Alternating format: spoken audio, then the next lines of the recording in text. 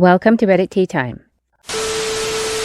I, 31 female, live in a shared house. One of the housemates, Jack, male 30, has never lived with a woman outside of his mother, but likes to say that he's aware of women's issues and calls himself a feminist. For instance, he doesn't agree with the saying, "no uterus, no opinion," because it's my job to be informed about any issues that could affect me if I become a father or husband. Which is fine, until it came to this issue. So, like most biological women, I have periods. I, however, cannot use tampons or cups due to a condition called vaginismus. It's pads all the time for me. Yay! I know the shock, shower during this time. Wow! I prepare a new pad onto a clean pair of undies, shower as normal, dry myself off in the shower, and then step straight into the undies. And obviously check the bathroom for mess. Jack's never complained, nor has anyone else, so I figured my system was working. Cue today, and I can't shower for 48 hours due to a heart monitor test. I was jokingly complaining about how I was going to survive without my nightly shower, and Jack looked up confused and said, "How is this any different to when you're on your period?" I asked him what he meant, and he said, "Well, you can't shower on your period unless you use a tampon." And I laughed because I thought he was joking. He has shown before that he was at least semi-educated on women, which he got angry at. Jack said, "Wait, well, what do you do?" And I said slowly, "I shower." I wasn't getting it, I'm afraid. Jack said, "Without protecting my bathroom? He does not own the house." And then went off. Apparently, my period is unhygienic. It can cause infection if left on the shower floor. And he was under the impression I hadn't been showering for a week when I had my period or using tampons. I said that due to reasons, I can't use tampons, and he told me then I'm banned from showering when I'm on my period, which I laughed again at, which I did apologize for and say, "I'm sorry for laughing, but the audacity of that statement." I told Jack he has no way of enforcing this, nor would I be sticking to this, and he said, "Fine. Then every time you shower, you need to bleach the bathroom afterwards," to which I couldn't help but laugh again, apologizing but saying, "We're in a share house. That's not reasonable when other people need to shower or use the toilet, and considering I'm sure at least somebody else pees in the shower, it's ridiculous to only enforce on me." I brought that up and he said, "Nobody does that. I've never heard of that in my life." So I just had to walk away. Jack's been complaining to other housemates about this and saying that we need to watch out for me, and we all just think it's absurd for banning me, but a couple think that I should just at least try and compromise, so I'm confused. Am I the bonehead? Now for some comments. Not the bonehead. I'm surprised he doesn't ask you to go into a special hut in your unclean time. Not the bonehead. Buy your well-informed feminist roommate a book about menstruation and a pair of flip-flops or water shoes so he won't be contaminated by your unhygienic period. Meanwhile, remind him to stop rubbing one off in the shower. Not the bonehead. He's more than welcome to bleach the tub right before he showers though, because he'll never know when you're on your period again. Keep him guessing as to whether you're menstruating or not so he can bleach the tub every time he uses it. It's a win-win. He gets to have an uncontaminated shower and everyone else gets a super disinfected and clean tub. The obvious solution is Jack doesn't use the shower when you have your period. He's the one with the problem. Sure, because not showering for a week on your period is the more hygienic thing to do. To start, I never actually called her a liar. This happened Friday. My older brother has been seeing his girlfriend for a few months. I'll be honest right now and tell you guys there was something I couldn't put my finger on about her, because I just couldn't like her. I'm never mean to her though. I'm the only one in my family that my brother is comfortable introducing me to his girlfriends because I don't judge, so I did keep my thoughts to myself. I got to know her a little better through the months and those thoughts never really changed. Friday, I got a text from her asking if we could talk. I wasn't quite sure what to expect in this talk, but I said sure. That evening she came over and said my brother was upset with her, but wouldn't tell her why. I asked what had happened up to the moment he got upset with her. She told me that she told him she was pregnant, and that's when he got upset and shut down. He refused to talk to her and told her to leave. This is where I could be the bonehead. My exact words were, "He's upset because you either cheated or you're not pregnant because my brother can't have kids. He was tested when his ex-wife and him tried having kids, and it's him who is infertile." She looked like a deer caught in headlights. She denied that she cheated or is lying about it. I just said, "Okay, well, that's most likely why he's upset. Expect the paternity test when you have the baby." Congratulations, by the way. After she left, she texted me that I'm the B word and that my brother should have been the one to tell her that information at the beginning of their relationship, not me. I told her that it was her who asked me a question and I answered it honestly. My brother confirmed with her and then me that is exactly why he's upset. She still claims she didn't cheat and she's not lying. My family is mostly on my side except my sister. My sister said that it could still be my brother's, and I'm a bonehead for basically calling her a liar. Then she added that I shouldn't be giving out my brother's house information without his consent. I did ask my brother if he was upset with me for ripping that band-aid and telling his girlfriend his house info, but he says he's not mad at me and that me telling her helped him. He said he couldn't tell her himself because of how hurt he is that she either cheated or is lying. He 100% cannot have children.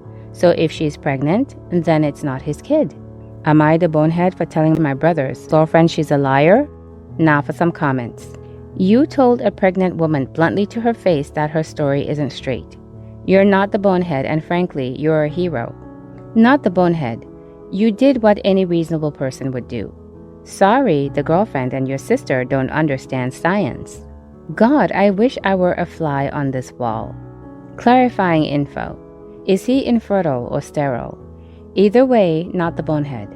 Even if he's infertile and it is his kid and this is all a big misunderstanding, you still didn't actually tell her she was lying. You just laid down info. OP replied, I'll have to ask him the exact wording used. I just remembered that it was a major factor when his ex-wife and him divorced. She wanted kids and he couldn't have them. Unpopular opinion, but I'm going with not the bonehead until we see an update. My husband and I tried for 5 years, but he couldn't have kids, low motility and count. One day I'm not feeling well and decide to take a test. I'm pregnant. I'm over the moon excited and drive to his friend's house, who he's helping to move, and I tell him the news immediately with the proudest smile on my face. His face drops and he asks me if it's his kid. I'm devastated by his response. How could he think this of me? It was a fair question though, and I understood his perspective. It still hurts to think back on, which is more than I like to admit, and we've been married 13 years now. Our daughter is very much his and they look the most alike. Is this a miracle baby? Maybe. Did she cheat? Maybe. Have your brother get a DNA test ASAP. OP provided an update to say that her brother's girlfriend lied about being pregnant. Hi, this is my first post here and I'd welcome your thoughts. I recently received a wedding invitation from a former close friend, Emily, whom I haven't spoken to in about 7 years. We were good mates at uni, but lost touch for reasons unknown to me. No contact whatsoever, not even a happy birthday on social media. First, it's public knowledge among my circle that I have a fairly good job, something Emily is also aware of. The wedding invitation came with a suggested gift list that consists mostly of pretty high-end items. This gives me the impression that the primary reason for my invite is to secure an expensive wedding gift. Furthermore, we haven't spoken in 7 years and there has been zero effort from her side to maintain or rekindle the friendship, making this invitation seem even more opportunistic. I also learned through mutual friends that one of our minimum wage mutual friends has not been invited, but who has been in contact with her more recently than I have. This makes me question why I would be on the guest list when he wasn't. Finally, while I do have other plans and priorities, I could potentially make time for the wedding if it were a significant event for someone important to me. However, given the current circumstances, I feel less inclined to rearrange my schedule. I politely declined the invitation and offered my best wishes for her nuptials. Now I'm hearing through the grapevine that Emily and some mutual friends think I'm being snobbish and insensitive for declining. So, am I the bonehead for not attending this wedding and suspecting that the primary reason for my invitation is for an expensive gift? Now for some comments. Why is it snobbish and insensitive? No contact for 7 years, then this out of the blue. Definitely shouldn't feel bad for declining. Not the bonehead. Not the bonehead. She definitely only invited you for the presents.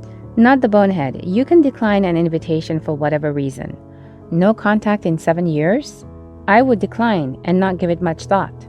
Not the bonehead. You don't need to accept someone's invite or instantly become close again just because you were sent an invite. I feel it's worth thinking, however, that you probably don't know her reasons for inviting you. You have to think. She would have to be pretty confident that the gift you decide to buy her will far outweigh the cost of what she's already paying per person for this decision to be justified. Maybe someone mentioned you to her and she was reminded of your previous friendship and wanted to become close again. It might be worth just sending her a private message explaining that you have stuff on and were unsure if you could make it, but that you hope the wedding goes smoothly and that you know she'll have a wonderful day regardless. OP replied, "Yeah, fair enough. Might do that." Not the bonehead. You're correct that this is a gift grab. And what Emily is probably upset about is that some people will customarily send a gift when they decline and you didn't, and shouldn't have. Her wedding is not an appropriate venue to reconnect with you if she really wanted that. Last year in August, me and my oldest son stayed at my mother's house for a few weeks while we were moving between countries. On the last day, Mom drove us to the train station. We got there early and me and my son went to chill on the platform and talk. Half an hour later, Mom showed up out of breath and quite visibly upset. She couldn't find one of her laptops and she repeatedly asked us both, but particularly my son, if we had maybe taken it accidentally or as a joke. We both assured her that we hadn't taken it. I also promised her that if somehow we had, that I would ship it back to her immediately. My son is a teenager and occasionally behaves poorly, but he's never been a thief and has always been open and honest. The whole visit, my mother had been giving him side-eye and making comments to me in private about how he looks like his mother. Mom never liked my ex-wife. My son had a very hard time living with his mother, and I think he's worked hard to be an open, honest person who does a good job dealing with feelings directly. A few hours later, sure enough, while we were on the train, Mom wrote me saying she had found the laptop. I told her then, and I've since had occasion to repeat to her, that what she did was very damaging, especially to him, and that she was calling him a thief. She tells me that I'm the only person who spoke of theft. She certainly didn't. But I don't understand how someone accidentally packs a laptop. My son's MacBook looks nothing like her more full-size laptops. I think since nobody would actually do this by accident, that she's using weasel words to avoid admitting what she said. She hasn't really apologized. Me and my son are still salty about it. It's interfering with our relationship. Am I the bonehead? Now for some comments. Not the bonehead. Even if she didn't come out and say you stole it, she still insinuated it. Your mother should apologize and admit her mistake. Kudos to you for having your son's back. Not the bonehead. She didn't say he was a thief, but we're all adults. We know the implication. Honestly, a hill I'd die on. She didn't like your ex. Okay, but her grandchild isn't your ex. She's transferring that animosity and that's not okay. As a side note, does ex and son share a strong resemblance? OP replied, I think my son looks a lot like me. He definitely does have my ex's nose though, and he's got a thinner build like her. He's mixed race, and his hair, skin tone, and eye color all resemble his mother. Not the bonehead. Perfect opportunity to freeze out your mother. Keeping your boy safe to her unfair prejudice and thus teaching her she should manage her feelings in more mature ways, and showing your kid that you got his back and that it's not okay to be disrespected like that. I think you handled things at the train station in a very calm and diffusive way. What do you think? Please let me know in the comments below. If you like these stories, please consider subscribing. Hopefully, I'll see you in the next Reddit story. In the meantime, please take care of yourself. Bye for now.